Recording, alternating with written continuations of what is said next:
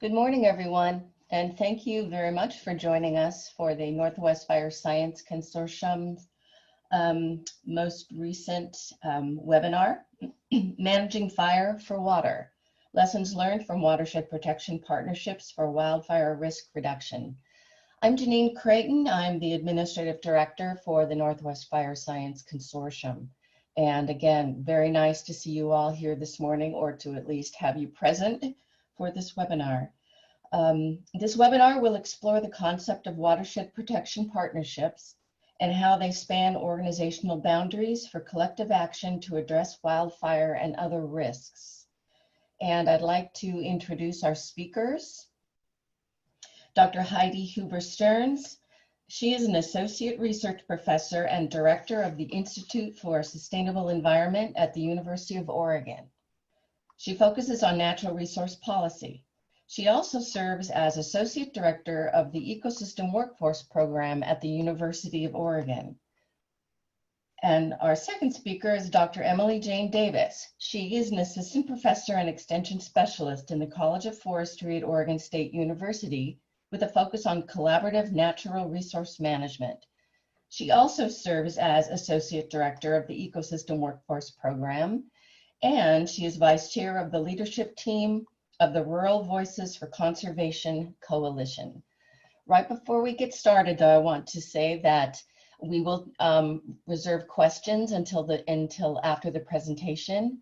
Please use the Q&A feature that is at the bottom of your screen to type in questions, and then those will be addressed after the presentation is over. Also, if you have some technical issues, please use the chat and contact me directly, Janine Creighton, and I will try to assist you. And I'm wondering, so I have some person say that they're not hearing anything. So is there audio yet? There should be. Can someone let me know, Heidi or? Janine, I can hear you. Okay. Okay, so Jim, it might be on your end. Everyone else seems to be hearing the audio. And I can try to help you go through that in a second. All right, well, without further ado, one more thing. If you wouldn't mind sticking around at the end, I have a very short poll that I'd like all participants to fill out. All right, well, without further ado, why don't we get started? Great, thanks, Janine. So as Janine said, I'm Heidi Huber-Stearns, and I'll be starting off the presentation today talking about some of the cross-boundary work that we see around watershed protection partnerships and how that kind of links up to wildfire risk reduction in the West. So just briefly, both Emily Jane Davis and I are at the Ecosystem Workforce Program, which is a joint program between the Institute for Sustainable Environment at the University of Oregon, where I'm located, and the College of Forestry at Oregon State University, where Emily Jane is located. We conduct applied social science research and extension work at the interface of people and natural resources, and we're focused really on informing, using our work to inform policymakers, practitioners, as well as contributing to scholarly discourse. And we're always happy to chat more about the type of work that we do after the webinar as well. And then just briefly, our project team here, we have Emily Jane Davis and myself, as well as Mike Caggiano on the far right, and then Tony Chang, both from the Colorado Forest Restoration Institute at Colorado State University, and then Darren McAvoy from Utah State University as well. Our project is funded by a joint fire science program, which has historically been an important funder of social science wildfire research. And so this is one of the projects I'll talk about today is the funding that came through this effort, and then there'll be a couple others that we'll talk about as well. And so just briefly, what our research approach has been is we've really been focused on understanding what factors can help overcome organizational disconnects to foster co-management of fire sheds. So, you know, there are well-recognized interactional factors. There are things like trust and learning that we know can be helpful, but those alone are often not sufficient to really co-manage risk in our fire sheds and watersheds. And so we've been looking at research on collaboration and interorganizational collaboration that looks at boundary spanning to understand how spanning boundaries and working across organizations, jurisdictions, landscapes can help address some of these risks on the landscape. And so our focus has really been on case studies of large landscapes that have had recent histories of large fires with multi-agency response, that have a history of collaboration and partnership. They vary in their socioecological context as well as their spatial footprint. You can see them on the map here across the West, and the land ownership patterns as well. And so in this work, we're drawing on a couple different sources of information, including over 100 interviews across these 5 case studies, as well as document analysis and mapping. And the 2 case studies that I'll be using for part of our conversation today are the ones in Colorado and New Mexico. Other funding that will be, or projects that we'll be pulling from today to talk about these lessons learned include work conducted, that I conducted with Tony Chang at Colorado State University that was funded by a NIFA USDA Hatch project, as well as work I conducted with World Resources Institute a few years ago that was part of a US Endowment for Forestry and Communities and NRCS Conservation Innovation Grant project. And then Emily Jane will be talking about Trees to Tap, which is work with the Oregon Forest Resources Institute as well. So the roadmap for today, I'll talk a bit about watershed protection, what that looks like in the West, and pretty high level what that looks like as far as spanning organizational boundaries. And then, using all these different projects that I just mentioned, I'll pull together some lessons learned that we see across these different research efforts around source water protection, really focusing on source water protection in the US, as well as these boundary spanning programs in Colorado and New Mexico. What kinds of lessons we can learn from them that might be helpful for the potential implications and applications for Oregon, which is this 3rd part that Emily Jane will be covering. So to start, just briefly, the majority of water supply systems in the United States began in small headwater streams in forests. And those forests deliver benefits such as filtering impurities, reducing sedimentation, and regulating water flows. And in the West, the interconnectedness that we have between public and private lands, as well as diminished funding and capacity, particularly on our public lands for management, are really combining with some of these intensifying ecological concerns we see, such as wildfires affecting drinking water supplies and droughts affecting water access and availability. All of these things are threats to water supplies, both the sources of the water as well as the infrastructure that moves drinking water to populations. And so in response to all these different complexities, we see decision makers that are faced with this challenge of designing policies and organizations that need to be kind of adaptive and nimble to managing these water resources, as well as able to respond to kind of unprecedented, unplanned events. And so this unpredictability of disasters and the complexity of water resources create this combination where water managers and users have started to really understand that government regulation and kind of voluntary programs alone are not necessarily sufficient to address the complexity of water resource issues. And so we've seen this movement towards changes in the actors that manage these resources, how they work with different partners, some of the policies and rules. The unpredictability of disasters means that decision makers don't necessarily have preformed responses to issues as they arise, such as wildfire or post-wildfire flooding.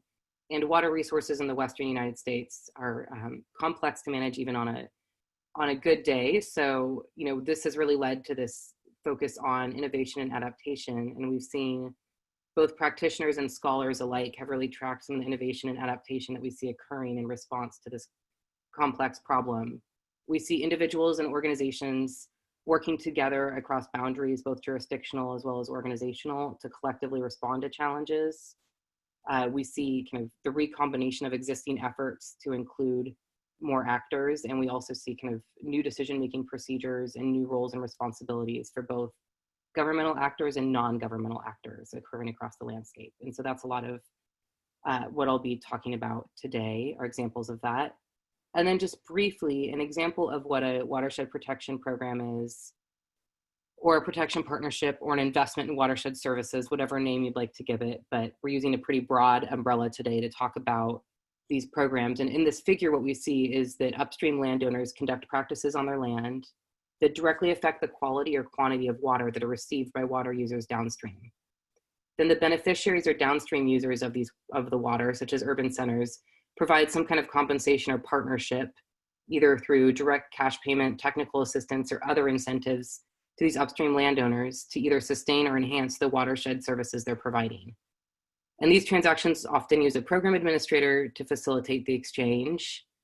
And these incentives are really focused on land management actions. So things like fencing cattle out of waterways to improve downstream water quality would be an example of a private lands effort, or reducing fuel loads in the forest on public and private lands to reduce both potential wildfire impacts as well as subsequent flooding that could affect drinking water sources.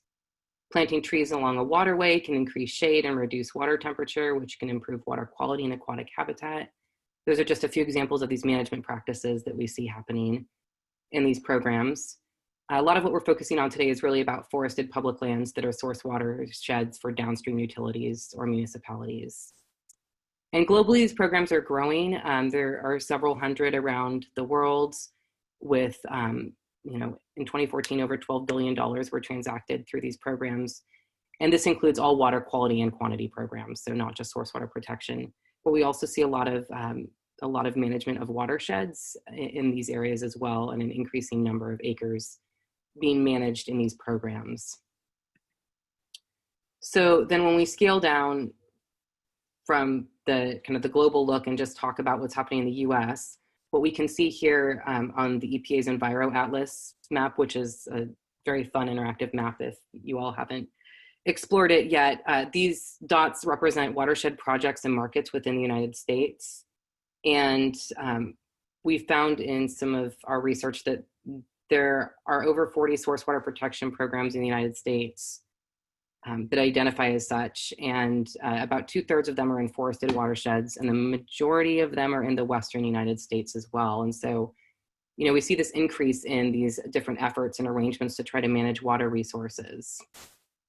And then when we scale down even further and look at just the Western US, this map on the right shows different water programs in green that are watersheds that have some kind of water program on them.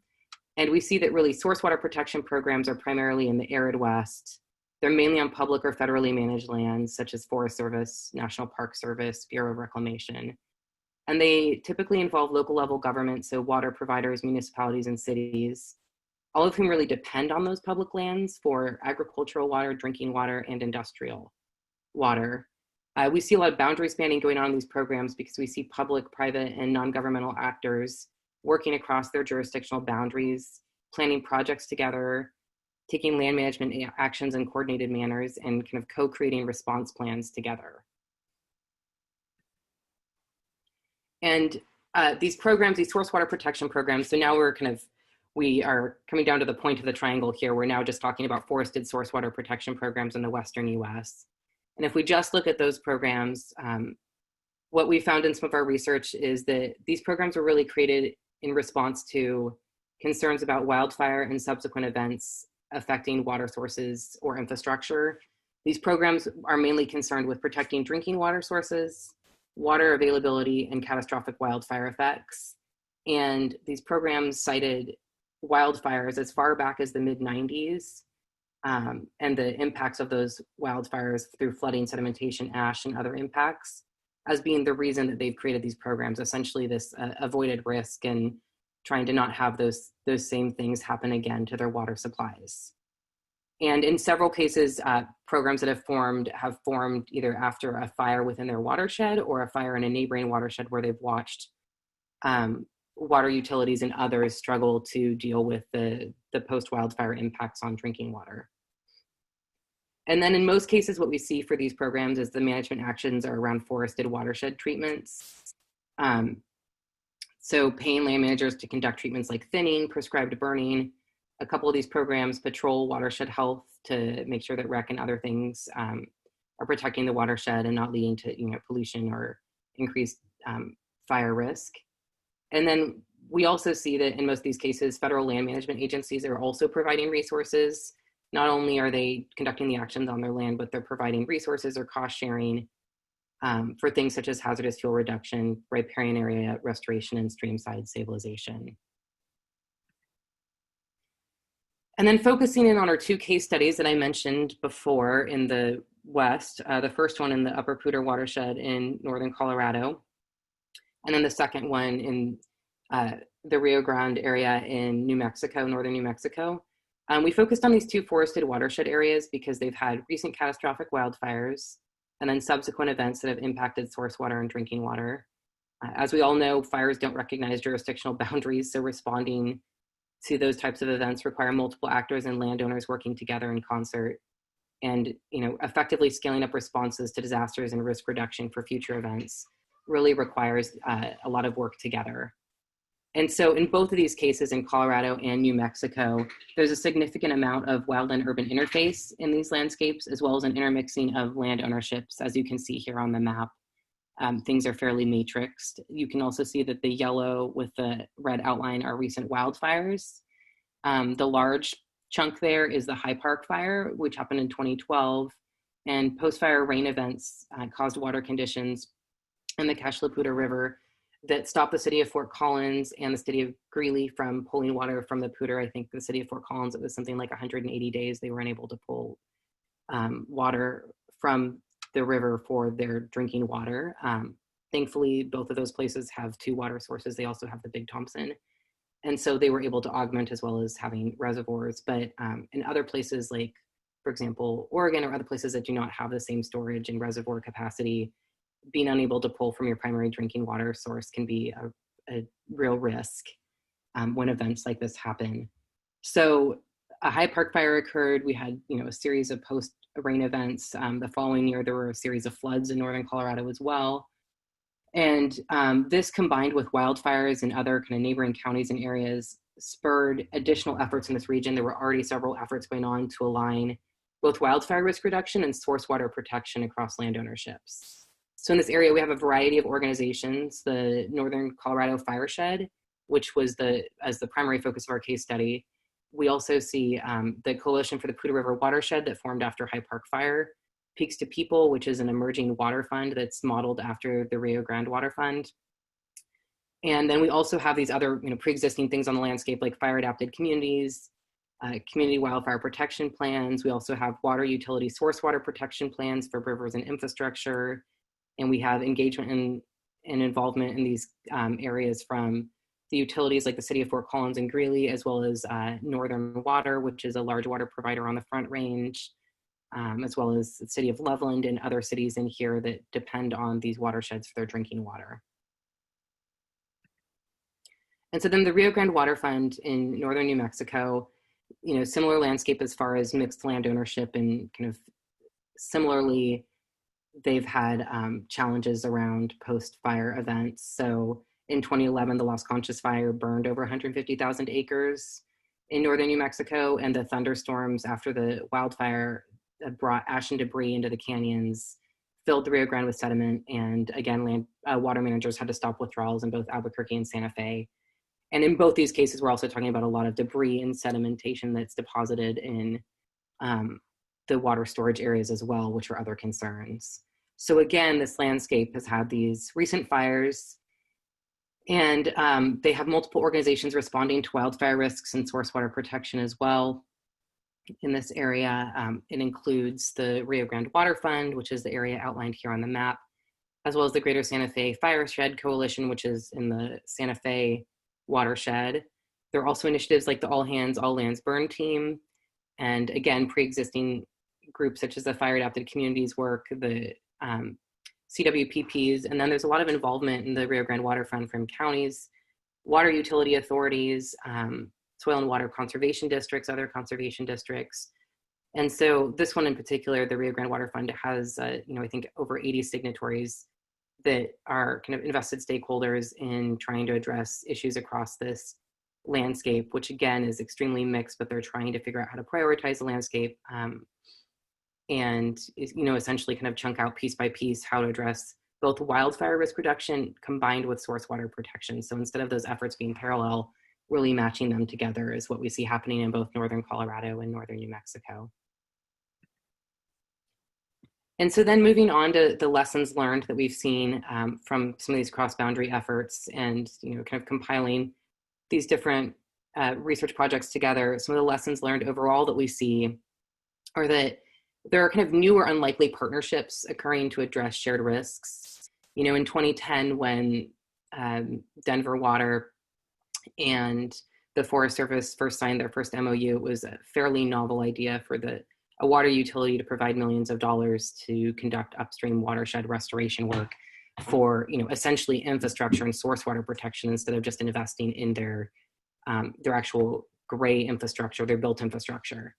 And so since then, in the last 10 years, we've really seen a lot more of these types of things occurring, places using the Denver water and Forest Service, Forest Deposits work as a blueprint for work that they're doing, but really having to adapt it because that was kind of an unprecedented scale. So we see those types of things happening. We see actors coming together that didn't normally invest in these things, working together. We also see kind of new actors coming onto the landscape to engage in this work. There's been a lot of learning and adaptation, particularly in the last 10 years in these programs. And, although there are models like what we see with the Forest Deposits, there is no blueprint for how this work needs to be done, particularly since a lot of the funding sources vary by place. And a lot of places are dealing with a downstream population that's fairly diverse and kind of scattered, not a large water utility like a Denver Water or Colorado Springs. We also see that kind of identifying funding mechanisms early on is really key to understanding how to build the program, and some of the things that I'll talk about in a minute, such as articulating a shared vision of success. And all of that links to really quantifying program performance. So identifying who could fund the work and how they'd be interested in funding it and what that means for how it relates to the quantification that those investors are interested in is another key part of kind of long-term programs. And so then I'm just going to step through a couple of these boundary spanning attributes to talk about some of these different things that we see happening on the landscape as far as other lessons learned. So specifically with boundary settings, we see that wildfires in the West have created these windows of opportunity to generate political support, to invest in upper watershed work, to form coalitions for collaborative learning, and to work together collaboratively to craft responses to not only the wildfires that occurred, but planning for future events as well. And we've also seen that, in a lot of the programs, people that we've talked to have emphasized the importance of capitalizing on those windows of opportunity to focus attention on watershed issues. So to be working in the background, to be working on these issues anyway, but really being finally tuned into when a window might open in the wake of a sudden catastrophic event that threatens drinking water supplies, or a new regulatory change, or new scientific information, or increases in water treatment costs that make investing in source water protection a better option. All of those are different windows of opportunity that can be really important to kind of seizing the moment and using that to build momentum for a program. And so people, across these different projects that we have done have really stressed the importance of building relationships and knowledge collectively as a group to anticipate when these moments occur, being able to seize those windows of opportunity and craft effective responses. And then also kind of boundary concepts, these ideas that people are collectively agreeing to. There's general agreement in a lot of these places around the fact that uncharacteristic wildfire is occurring and that source water protection matters, but getting on the same page about what the actual risks are to source water and where. Is it the source? Is it the infrastructure? What opportunities might there be to work jointly to address that? And then at the same time, creating the shared vision of success. So vision statements not only help to build collaboration among partners and communicate program goals to funders, but it really sets a course of action early on in program development. A lot of the programs that we've looked at in our research really formed a vision of success before initiating their program. And developing that joint vision takes quite a bit of time, but it also enables some collaborative processes that really factor in the goals and opinions of different stakeholders and create a written long-term plan. I'll talk more about this in boundary objects, but those plans can be things that are already occurring, like watershed plans or operational delineations or things like that. So in many cases, these organizations were already working together, but they really just needed to bring in a focus on water protection or expand beyond kind of broadly wildfire risks to be really specific about what risks and to whom and where and when, and how those might be addressed through source water protection aligning with wildfire risk reduction. So boundary spanning people and organizations were another key lesson learned from this work. Like I've just been talking about, there are new and changing roles for actors from multiple sectors. The fact that federal agencies are engaging in these partnerships both as land managers as well as bringing resources to the table to prioritize these watersheds, and some of the work in them is a changing role for those actors. There's also increasing movement for non-governmental actors, as well as these creation of new water funds like we see in Colorado and New Mexico, as well as work in Northern Arizona, roles of groups like the National Forest Foundation and other nonprofits are really, as intermediaries or other support organizations for this work has really increased. So that's kind of changed how some of these non-governmental actors work between public and private sectors, as well as just the idea of utilities investing in this work has been a changing role in some places.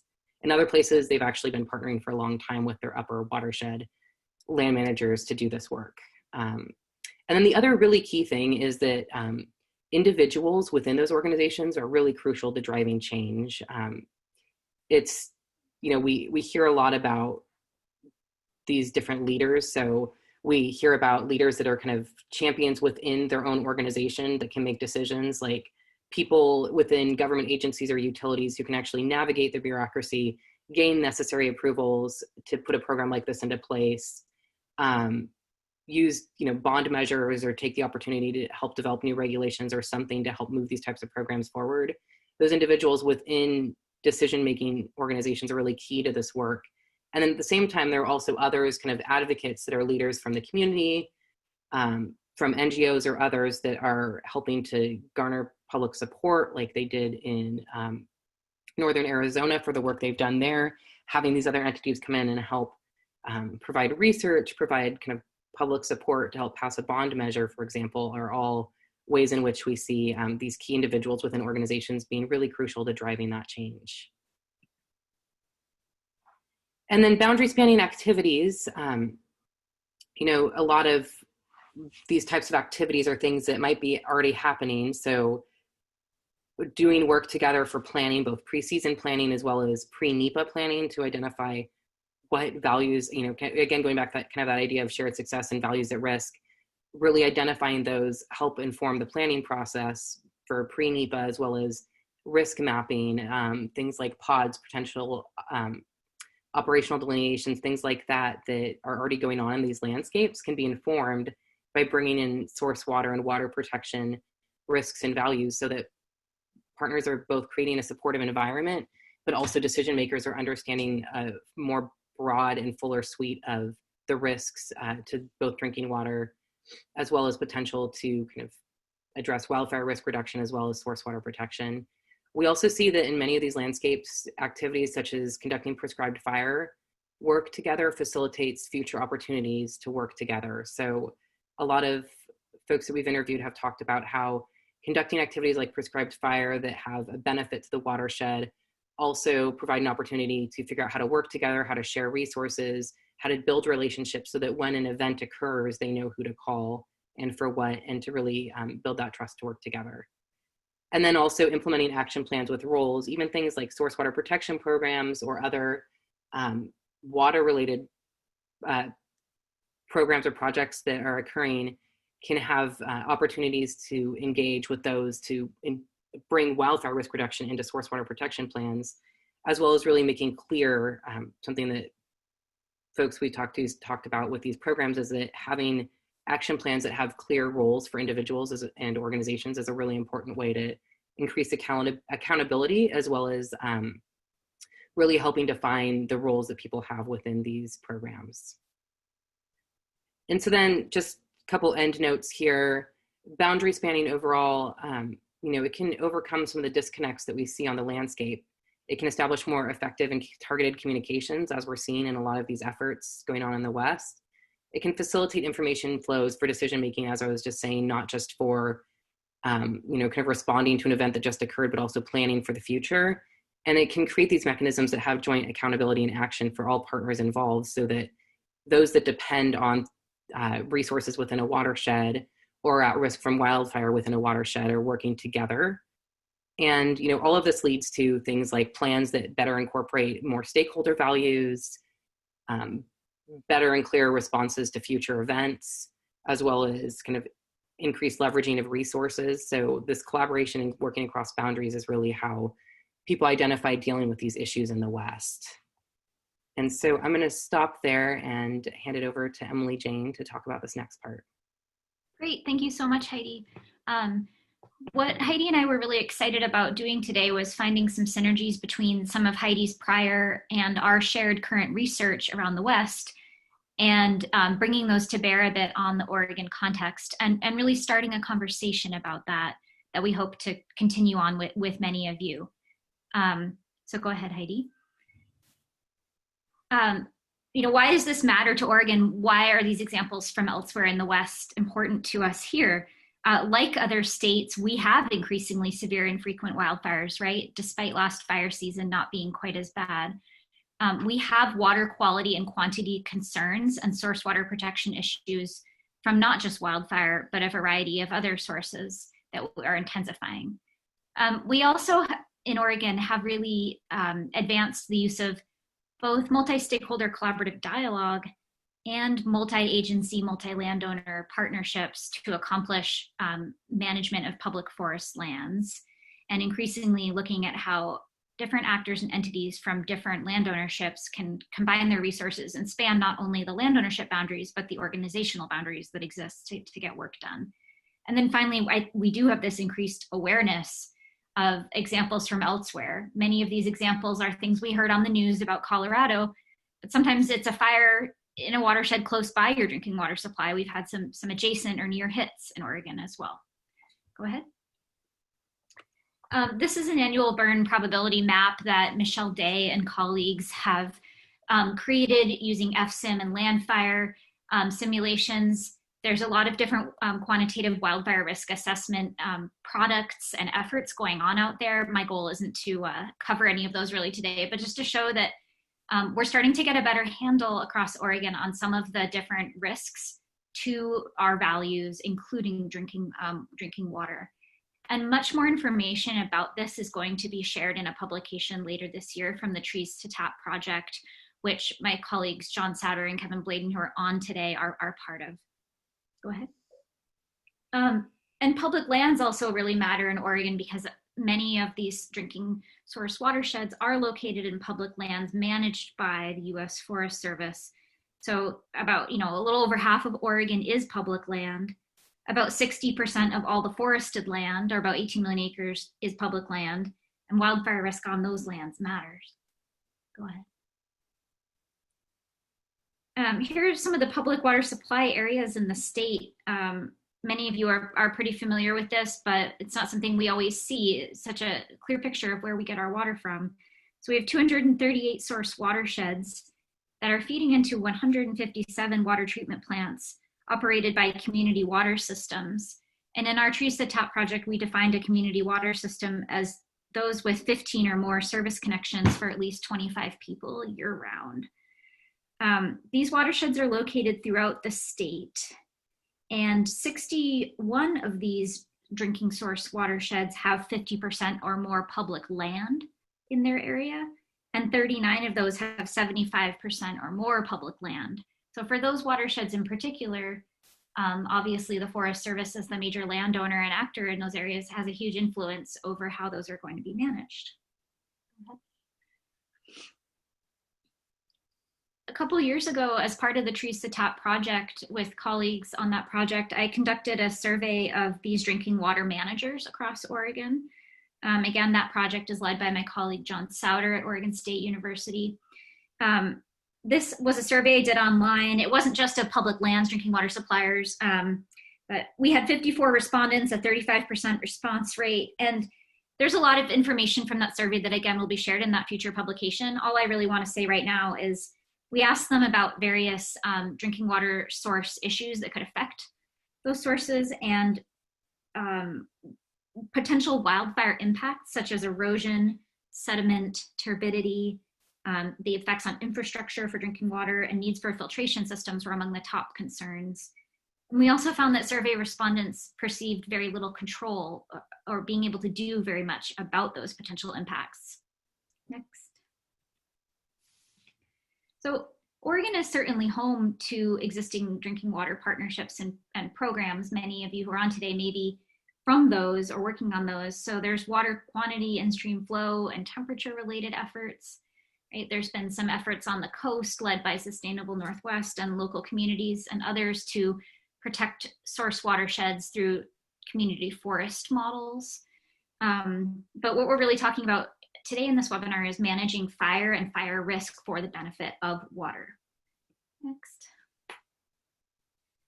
An example that comes up a lot, and I know I saw Chris Chambers on here, we hear a lot about the Ashland Project, you know, protecting the city of Ashland's drinking watershed in Southern Oregon. This is high profile, and it offers an interesting and great model for bringing together different actors, and particularly for tasking different actors with leading key components of the effort. It also depends on really strategic usage of different tools, programs, and authorities that are available to accomplish the forest management necessary in the Forest Service watershed.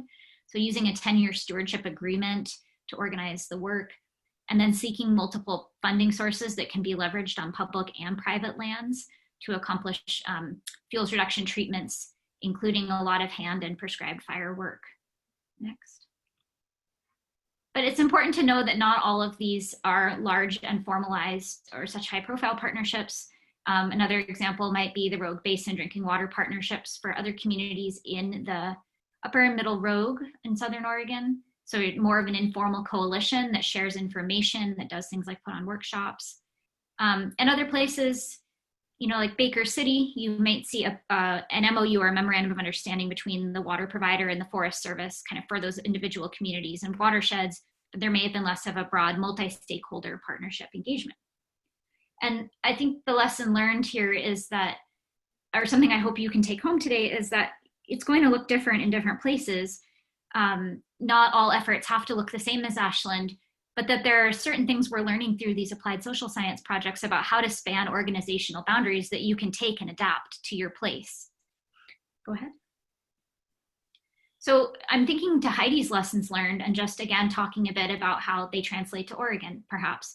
So one big finding of her research has been that wildfires are these windows of opportunity. This is a classic policy finding, that we need these policy windows, but just because it's classic doesn't mean it's not still true or really important, right? So we have boundary events.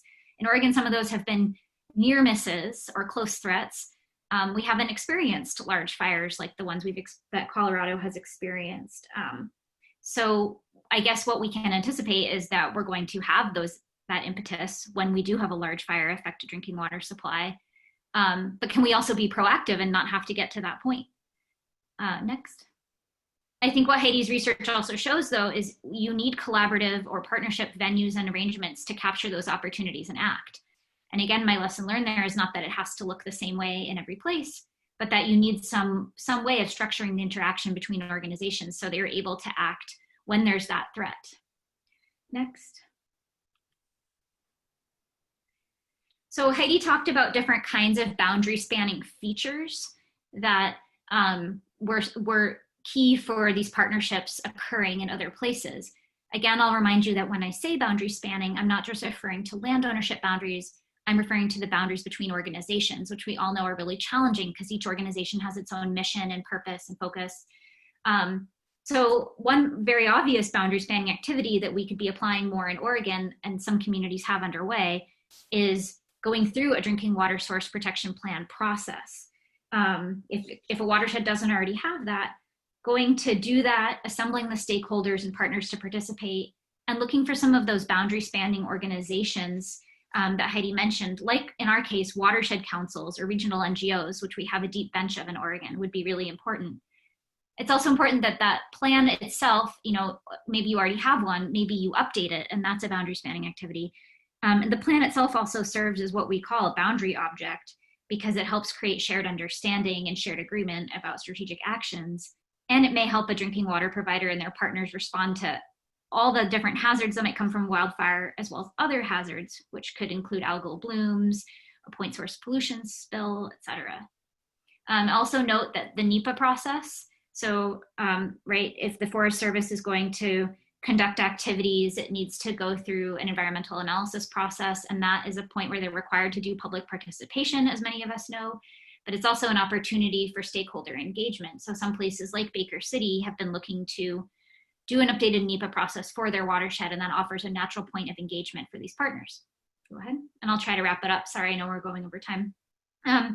National forests across the West, as well as in Oregon, have been undergoing these potential operational delineations processes that are pretty squarely housed in the wildfire risk reduction and more effective wildfire suppression box, but have a lot of important implications for water. So looking at how you might be able to act more strategically to reduce fuels and create more options for fire managers during fires also is a natural opportunity to talk about the values at risk, including your drinking source watersheds and drinking water infrastructure. Go ahead. You know, and then again, as Heidi pointed out, prescribed fire itself has been a major boundary spanning activity because it's something that is really important and really galvanizing, but is hard to get done alone. It has naturally kind of brought people and organizations together to try to figure out how to accomplish it. Currently, right, all prescribed fire is on hold in our region due to COVID. But in the future, when and where can we use prescribed fire planned and implemented through a coalition of partners to reduce fuel loads, but really make that message of how it will help protect water extremely explicit? I think in Oregon, we've done an excellent job of linking prescribed fire to improved forest health, improved reduced wildfire risk, you know, when do you want your smoke? All of those messages, it's not always been as explicitly linked to you can manage fire for water. So how can partners help kind of help manage that public understanding and support for prescribed fire with a water lens? And then next. This is also classic, but always good, multi-party monitoring, as Heidi pointed out, the need to quantify the performance of your efforts. We also know that multi-party monitoring has been really effective in a lot of forest collaborative venues because it allows joint fact-finding and building shared understanding through that process of getting that knowledge, and it fosters learning and adaptation. So how can, you know, we foster continued wildfire risk reduction efforts that also protect source water? How do we make that a collective learning experience? Next. You know, to wrap up, I wanted to call your attention to some resources and particularly what they spell out for those of you who have a collaboration around source water protection underway or want to start one. The Forest Service's Guide to Watershed Investment Partnerships, which came out last year, does a really good job of detailing some of the governance considerations that you have to think through. So for example, what are the Forest Service roles? What can and can't they do? What authorities and programs are available? What kinds of funding might be available? There's actually really detailed guidance about that. There's also detailed examples of how this has played out in other places that are available as well. I think it's really important to think at a more granular level about what's possible and not possible for different actors. Next. This is obviously a lot to take in, so this webinar will be posted, and this slide can also be made available, but Heidi compiled quite a few resources here for further reading. So there's some good published work that she and colleagues have done. There's also a number of websites that offer resources and information about all of this. Go ahead. We'd also like to direct you to the project page for our Joint Fire Science Project, which is the one through which we did the Rio Grande and Colorado case studies. We have a couple of fact sheets there about that project and some information there as well. And then I'd like to go to our last slide. We hope to have more dialogue. Webinars are not always the best format for this, but in the chat, in the Q&A box, we'd love to hear you put your responses to these questions as well. So do you know if your community gets its drinking water from a forest watershed? Are you aware of partnerships in your community? And then, you know, we presented a pretty broad menu of things today. What would you like to learn more about? We're interested in continuing to work on these topics in the future. So with that, I'm going to move over to our Q&A portion, and I'm going to be taking a look at the Q&A here, and I will ask some questions, and Heidi and I will team up on answering them. Please also feel free to use the Q&A just to put your comments, particularly in response to our questions. So we have a question here from Chris Berry. Have you explored the Safe Drinking Water Act requirements for drinking water sanitary surveys and drinking water source assessments vis-a-vis water purveyor involvement in source protection? Heidi, do you want to? Yep, I think that the short answer is a lot of the work that I've been focused on has been really focused on investment programs. So places where we see some kind of investment in watershed services. But I think that's a really great point that there are these other kind of really focused source water assessments and other source water protection that's been going on for a long time. So things, like the protection of the Bull Run watershed for the city of Portland, things like that aren't technically investments in watershed services. They're really more about Safe Drinking Water Act or places that have filtration waivers and things like that. So yeah, there are a lot of other programs going on, and I wonder, I'm not as familiar with to what degree those source water protection efforts are linking back to wildfire and how they're managing water for fire, I guess would be the other way to flip that around. Great, thank you. Take a few more questions here. So Chris Zimmy, sorry, we've got questions coming in multiple places here, says private forest resilience bonds, e.g. blue forests, are being touted for funding forest improvement projects that result in reducing wildfire and benefiting water providers. What is your opinion of those, and how can small private non-industrial forest landowners be paid, perhaps by these bonds, for conservation improvements? Is this a type of private funding for this work?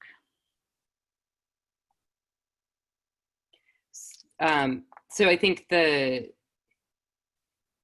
EJ, I don't know if any of this came up in the work that you did with Trees to Tap, but I guess a couple things. So one is Oregon has a lot more private lands involved in these types of efforts than public lands in some places, really around water quality. So, water quantity. So dealing with in-stream flow issues. So those are more regulated programs.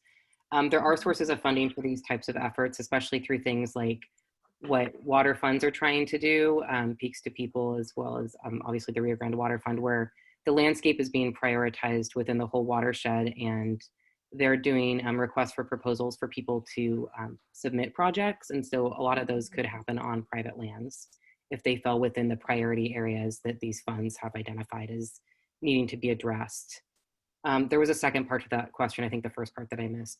Emily Jane, could you repeat that? Private landowners, small private non-industrial landowners, can they be paid for conservation improvements?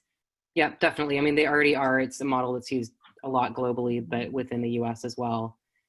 There's conservation easements. There's also payments for people doing work on their land.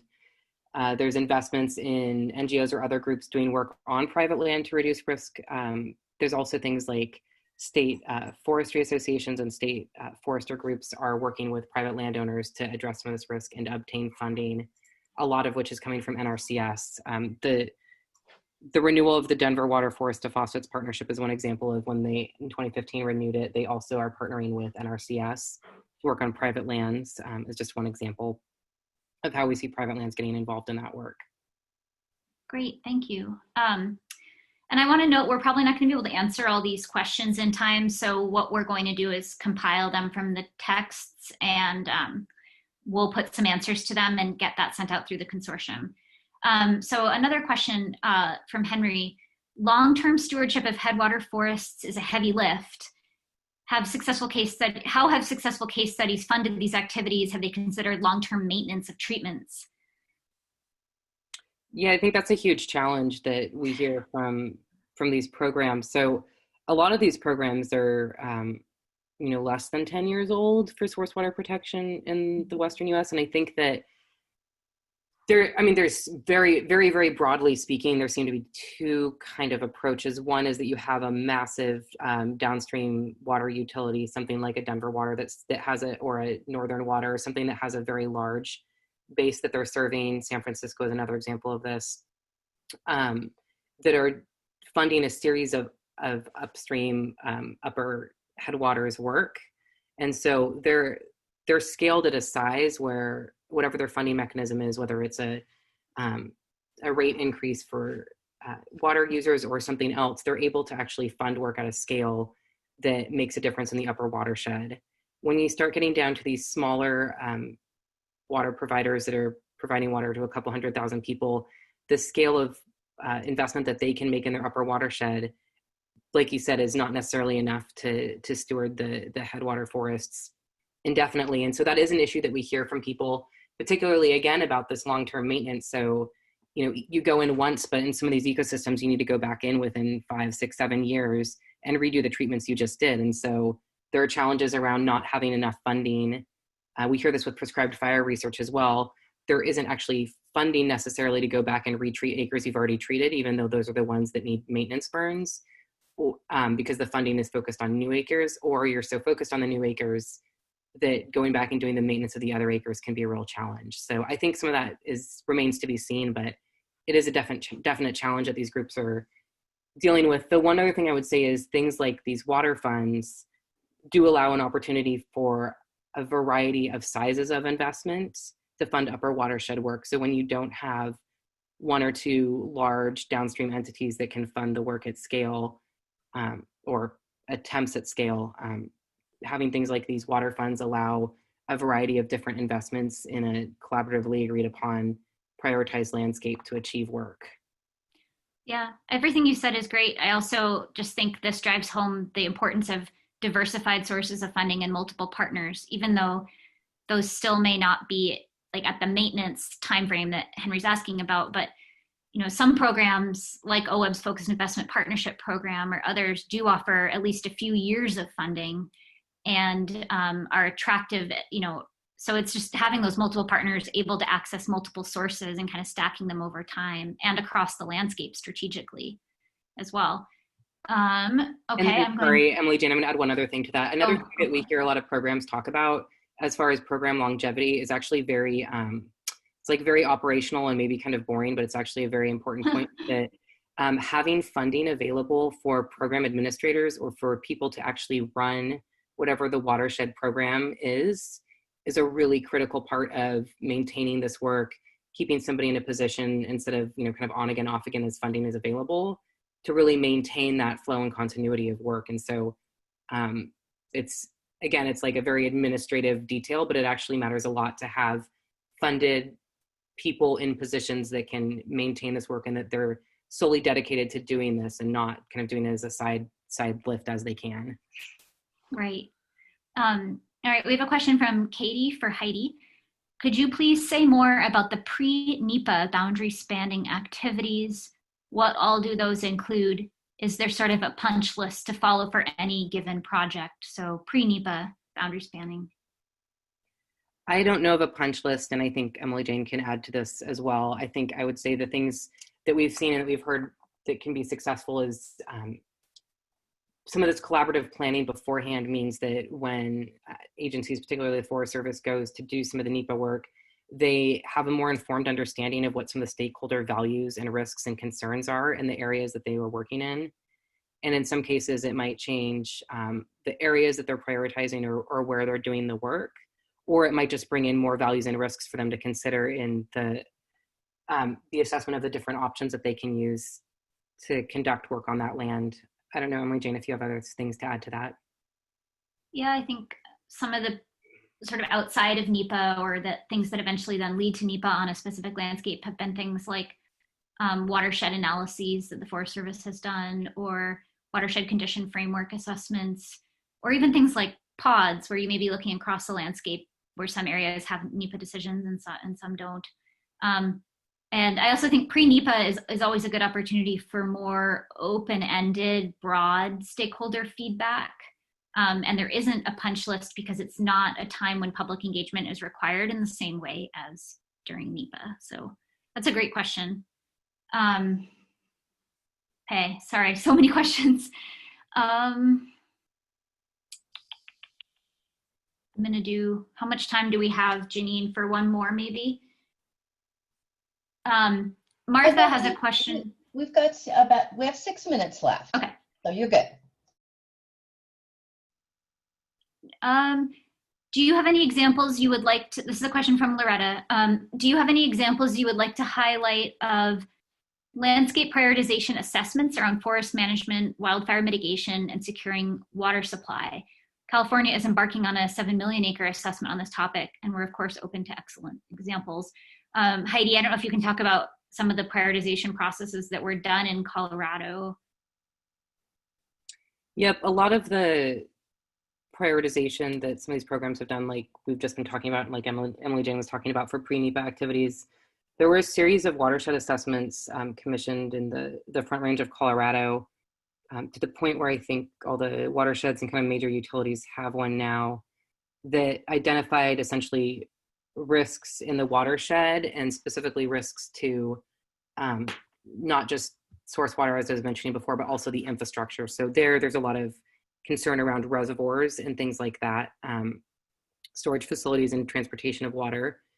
And so those watershed assessments are one example of that work. I think the other examples might be some of the source water protection programs that some of these places have created, especially post wildfires across the West. So the type of work that they're doing in kind of risk mapping and understanding where wildfires might occur is another place. And then also things like the Rio Grande Water Fund has a lot of, that effort has done a lot of mapping of a variety of risks and concerns in the landscape. And I think that's a good example of how you map that work and kind of prioritize those risks on a mixed land ownership kind of larger scale.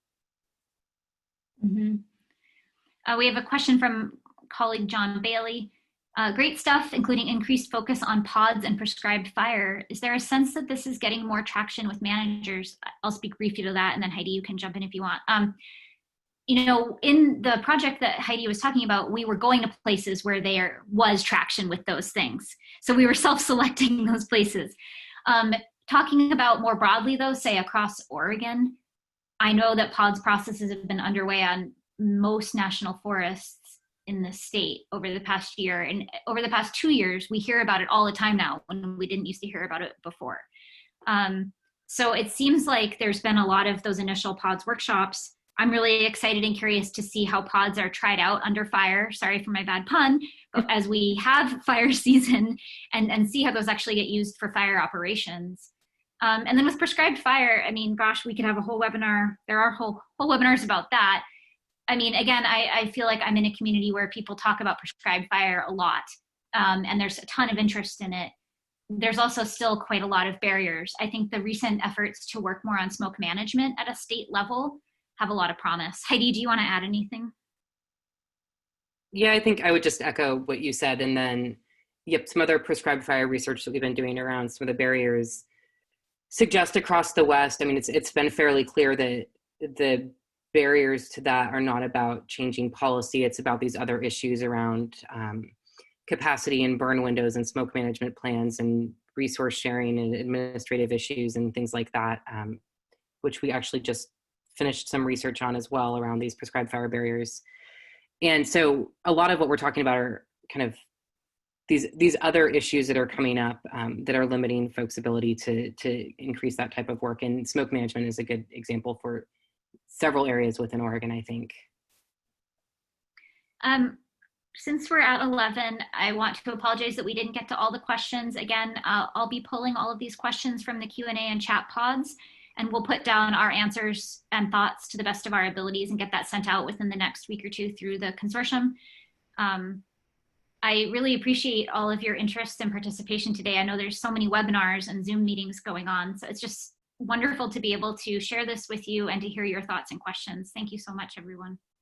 Janine? Thank you. Yes, and thank you to our speakers very much. It was very, very interesting and lots of questions. And so as soon as I get some of those answers, I will be sending that out. So thank you all. Now, if any of you want to stick around just for another half a minute, I would love it if you would fill out our poll. And